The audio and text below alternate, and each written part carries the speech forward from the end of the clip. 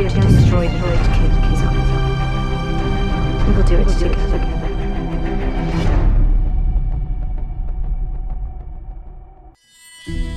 El siguiente relato es un fragmento del libro de George R. Martin, Fuego y Sangre.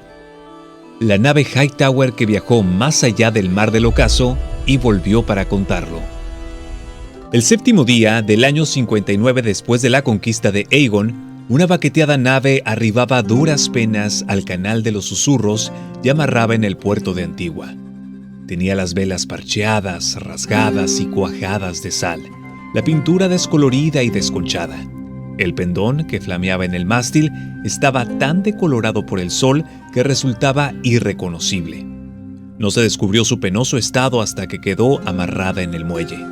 Era el Lady Meredith, visto por última vez al zarpar de Antigua casi 3 años antes, cuando emprendía la travesía del Mar del Ocaso. Cuando la tripulación empezó a desembarcar, multitud de mercaderes, porteadores, rameras, marinos y ladrones se quedaron boquiabiertos. 9 de cada 10 hombres que pisaba tierra eran negros o parduzcos.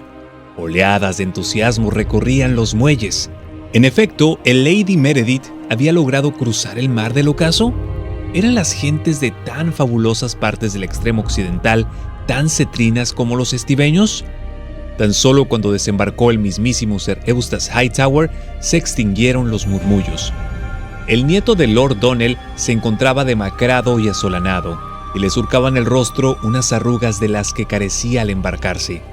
Lo acompañaba un puñado de hombres de Antigua, todo cuanto quedaba de su tripulación. Un agente de aduanas de su abuelo lo recibió en el puerto y cruzó con él unas breves palabras.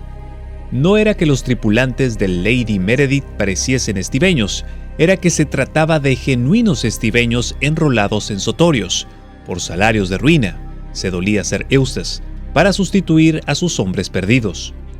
El capitán dijo que requeriría estibadores. Llevaba las bodegas repletas de ricas mercancías, aunque no procedentes de las tierras de Allende del Mar del Ocaso. Aquello era un sueño, declaró.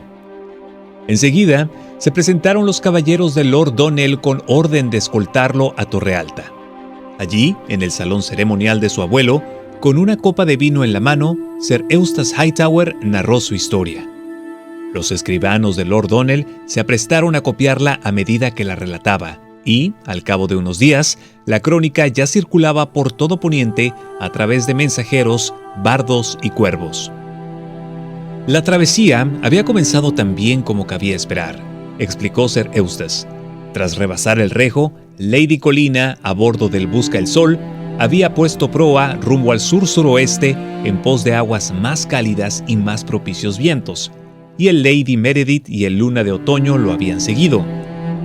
El gran bajel Braavosi era tan sumamente veloz cuando el viento henchía su velamen que los Hightower tenían dificultades para seguir su paso. Los 7 nos sonreían al comienzo. Teníamos el sol de día y la luna de noche, y el viento más favorable que pudiera esperar un hombre o una doncella. No estábamos completamente solos. De cuando en cuando divisábamos pescadores y una vez un gran navío oscuro que tan solo podía ser un ballenero de Eve. Y peces, muchísimos peces. Los delfines nadaban a nuestra vera, como si jamás hubieran visto un barco. Todos nos considerábamos benditos. A los 12 días de plácida navegación, tras zarpar de Poniente, el Busca el Sol y sus 2 compañeros se encontraban en la latitud sureña de las Islas del Verano, según calcularon, y más a occidente de lo que se hubiera aventurado jamás nave alguna, o al menos nave alguna que hubiera regresado para contarlo. A bordo del Lady Meredith y del Luna de Otoño, se abrieron barriles de dorado vino del Rejo para brindar por la hazaña. En el Busca el Sol, los marineros tomaron vino con miel especiado de Lannisport. Y si a alguno le parecía inquietante no haber visto una sola ave en 4 días, se mordió la lengua. Los dioses odian la arrogancia del hombre, según nos aleccionan los septones, y la estrella de 7 puntas nos dice que la soberbia precede a la caída.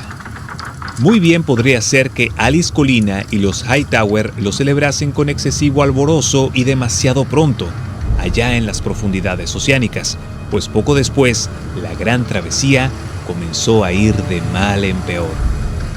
Lo primero que perdimos fue el viento, declaró Ser Eustas en la corte de su abuelo. Durante casi una quincena no sopló ni una leve brisa, y los navíos tan solo avanzaron hasta donde los remolcamos. Se descubrió que una docena de barriles de carne de luna de otoño estaban infestados de gusanos, un ser bien diminuto en sí, aunque de muy mal agüero. Un día regresó el viento al fin, antes del ocaso, cuando el cielo se tornó rojo sangre. Ante su vista, la tripulación se puso a musitar. Les dije que el sino nos sonreía, pero mentí. Antes del amanecer, las estrellas se ocultaron y el viento comenzó a aullar, y entonces se alzó la mar. Aquella fue la primera galerna, dijo Ser Eustas.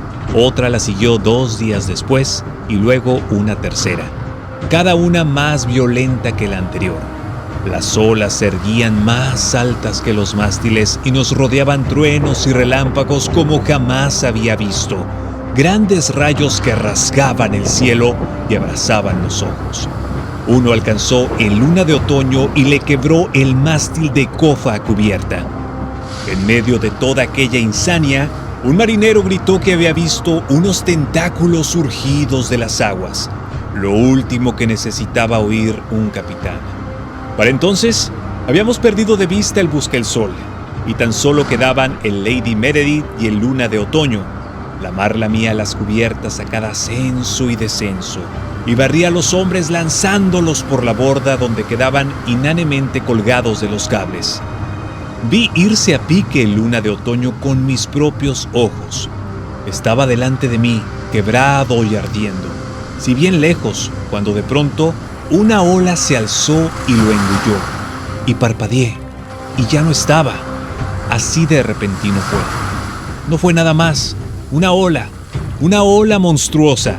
Sin embargo, todos mis hombres gritaban: ¡Kraken! ¡Kraken! Y nada de cuanto pudiera decirles lograba disuadirlos. Jamás sabré cómo sobrevivimos a aquella noche, pero lo logramos. A la mañana siguiente, la mar estaba calma de nuevo.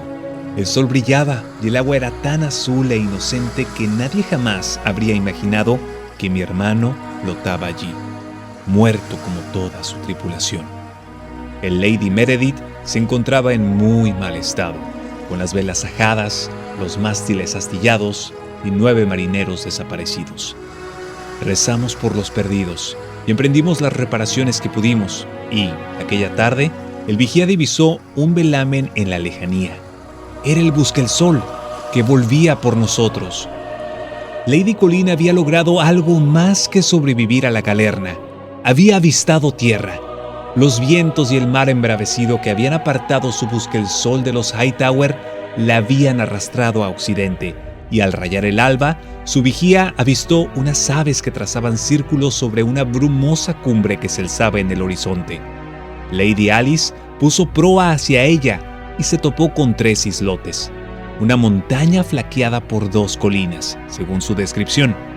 El Lady Meredith no se encontraba en condiciones de navegar, pero con la ayuda de 3 botes del Busca-el-Sol que lo remolcaron, consiguió guarecerse al abrigo de las islas. Las 2 sufridas naves se cobijaron frente a las islas durante más de una quincena, mientras se reparaban y se reabastecían las bodegas. Lady Alice se sentía triunfante. Había tierras hasta ahora incógnitas más a poniente, unas islas que no constaban en ninguna carta de navegación conocida. Dado que eran 3, las bautizó con los nombres de Aegon, Rhaenys y Visenya. Las ínsulas estaban deshabitadas, pero sus manantiales y arroyos eran abundosos, con que los viajeros pudieron rellenar los barriles con toda el agua dulce precisa. Había jabalíes también, y enormes lagartos grises del tamaño de ciervos, y árboles cargados de frutos secos y carnosos. Tras degustar algunos, Eustace Hightower declaró que no había necesidad de aventurarse más. «Ya es más que suficiente descubrimiento», dijo. «Aquí hay especies que nunca he probado, y estas frutas rosas. Tenemos nuestra fortuna aquí, en nuestras manos». Alice Colina se mostraba incrédula. 3 diminutas islas, aunque la mayor tuviera 1/3 del tamaño de Rocadragón, no eran nada. Las auténticas maravillas quedaban más al oeste. Puede que hubiese un nuevo Essos allende el horizonte. O tal vez otro millar de leguas de vacuo océano, replicó Sir Eustace. Y aunque Lady Alice porfió, rogó y tejió redes de palabra en el aire, no logró persuadirlo. Por más que lo hubiese deseado, mi tripulación nunca lo habría permitido, dijo a Lord Donnell en Torre Alta. Sin excepción alguna, del primero al último, estaban convencidos de haber visto cómo un gigantesco kraken arrastraba a Luna de Otoño a las profundidades marinas. De haber dado orden de proseguir la navegación, me habrían arrojado por la borda y se habrían buscado a otro capitán. Los expedicionarios se habían separado al partir del archipiélago. El Lady Meredith puso proa a oriente, camino a casa, mientras que Alice Colina y su Busca el Sol pusieron rumbo hacia occidente, en pos del sol. La travesía de regreso de Sir Eustace Hightower resultó ser tan azarosa como la inicial. Hubo más galernas que capear, si bien ninguna tan terrible como la que había echado a pique a su nave hermana. Tuvieron los vientos en contra, lo cual los obligó a ir corrigiendo la bordada continuamente. Habían embarcado 3 grandes lagartos grises, y uno mordió al timonel, cuya pierna se tornó verdosa y requirió la amputación. Unos días después, se toparon con un grupo de leviatanes. Uno de ellos, un gran macho blanco mayor que un navío, golpeó el Lady Meredith y le quebró el casco. Después, Sir Eustace cambió el derrotero rumbo a las Islas del Verano, ya que suponía que eran las tierras más próximas. No obstante, se encontraban en latitudes más meridionales de lo que creían y acabaron por no dar con las islas y encontrarse, en cambio, con las costas de Sotorios. «Pasamos allí un año entero», dijo a su abuelo, tratando de dejar el Lady Meredith en buen estado para la navegación, ya que los desperfectos eran más graves de lo esperado. También había allí grandes riquezas, y no dejamos de reparar en ellas: esmeraldas, oro, especias, sí, todo eso y más.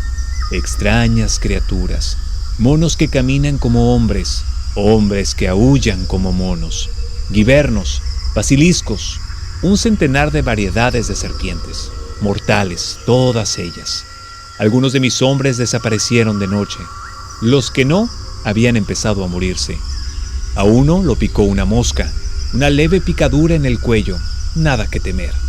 3 días después, se le caía la piel a tiras y sangraba por oídos, polla y culo. Beber agua salada vuelve loco, todo marino lo sabe, pero el agua dulce no es más inocua en aquel lugar.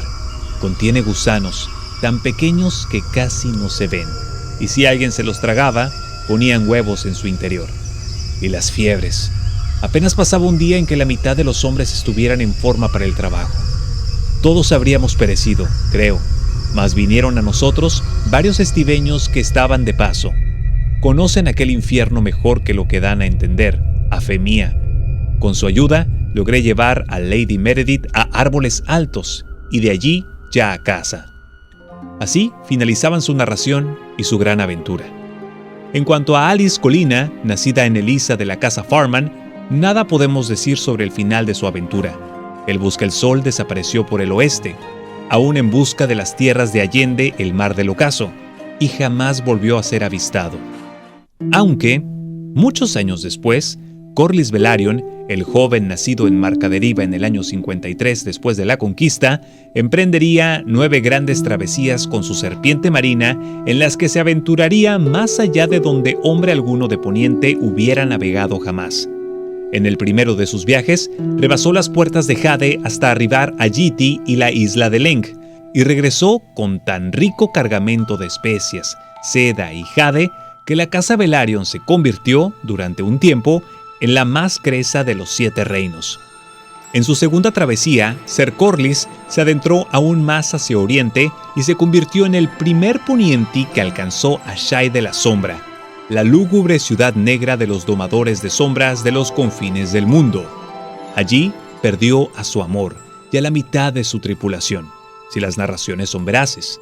Y allí, también, en el puerto de Ashai, descubrió un viejo y sumamente maltratado navío, y habría jurado que tan solo podía ser el Busca el Sol. No obstante, en el año 59, Corlys Velaryon contaba con tan solo 6 años y soñaba con el mar, de modo que nos vemos en la obligación de abandonarlo y regresar al final del otoño de aquel aciago año en que los cielos se ensombrecieron, los vientos arreciaron y el invierno volvió a caer sobre Poniente. El invierno, del 59 al 60, fue excepcionalmente cruento, y en tal punto coincidían todos los supervivientes. El norte sufrió su azote primero y peor, ya que las cosechas perecieron en los campos. Los ríos se congelaron y gélidos vientos arribaron aullando sobre el muro. Aunque Lord Alaric Stark había ordenado que se conservase y apartase la mitad de cada cosecha en previsión del venidero invierno, no todos sus banderizos habían obedecido. Al ir vaciándose alacenas y graneros, la hambruna se extendió por el país y los ancianos se despidieron de sus hijos y se adentraron entre la nieve para dejarse morir, a fin de que su progenie sobreviviera. Las cosechas se malograron en las tierras de los ríos, en el oeste y en el valle también, e incluso más allá en el dominio. Quienes aún conservaban víveres comenzaron a acumularlos, por lo que en todos los 7 reinos empezó a subir el precio del pan. El de la carne aumentó más deprisa si cabe, y en pueblos y ciudades se puede decir que desaparecieron las frutas y las verduras. Fue entonces cuando llegaron los escalofríos, una enfermedad terrible de temblores involuntarios, y el desconocido recorrió el territorio. Los maestres sabían de antemano de los escalofríos, ya los habían conocido un siglo antes, y el curso de la epidemia había quedado plasmado en sus libros. Se creía que había llegado a poniente de ultramar, desde una de las ciudades libres o incluso de tierras más distantes. Las localidades que contaban con puertos, grandes o pequeños, siempre sufrían antes y con mayor virulencia el embate de la peste. Muchos paisanos estaban convencidos de que la transmitían las ratas. No las ratas grises endémicas de Desembarco del Rey y de Antigua, grandes, osadas y sanguinarias, sino las ratas negras de menor tamaño que se veían enjambradas en las bodegas de las naves fondeadas y descendían por los cables. Aunque la culpa de las ratas jamás llegó a demostrarse a satisfacción de la ciudadela, de pronto, toda casa de los 7 reinos, del más lujoso alcázar a la más humilde choza, se hicieron con un gato. Antes de que los escalofríos atacasen aquel invierno, los meninos alcanzaban precios de caballo de guerra. Y de esta forma hemos terminado con dicho fragmento de Fuego y Sangre. Por mi parte es todo, muchas gracias por estar aquí, mi nombre es Jack Durán y nos vemos en otra emisión.